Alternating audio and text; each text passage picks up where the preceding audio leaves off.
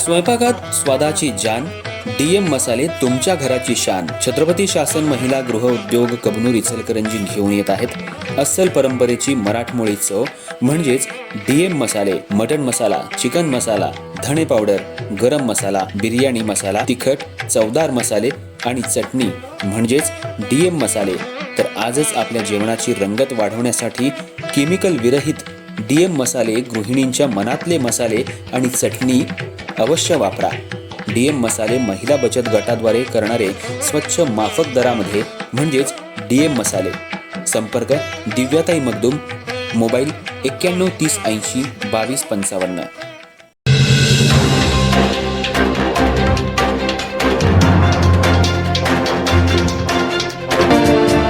इचलकरंजी शहरातल्या दत्तनगर कबनूर परिसरात शेअर मार्केटमध्ये गुंतवणुकीच्या नावाखाली तब्बल 14,83,000 रुपयांची फसवणूक केल्याचा प्रकार उघडकीला आला असून या प्रकरणी शिवाजीनगर पोलीस ठाण्यात एका दाम्पत्याविरोधात गुन्हा दाखल करण्यात आलाय. न्यायालयानं संशयित आरोपींना 2 दिवसांची पोलीस कोठडी सुनावली आहे. या प्रकरणी अभिषेक मोहन लिपारे वय 31 राहणार श्रीरामनगर गल्ली नंबर 2 तारदाळ यांनी फिर्याद दिली आहे. फिर्यादी लिपारे आणि संशयित आरोपी प्रकाश मेहतर आणि प्रिया मेहतर दोघेही राहणार दत्तनगर कबनूर यांची बऱ्याच वर्षांपासून ओळख होती आणि त्या ओळखीचा गैरफायदा घेत मेहतर दाम्पत्यानं डिसेंबर 2022 ते ऑगस्ट 2023 या काळात अभिषेक लिपारे यांना आपल्या घरी बोलवून घेतलं.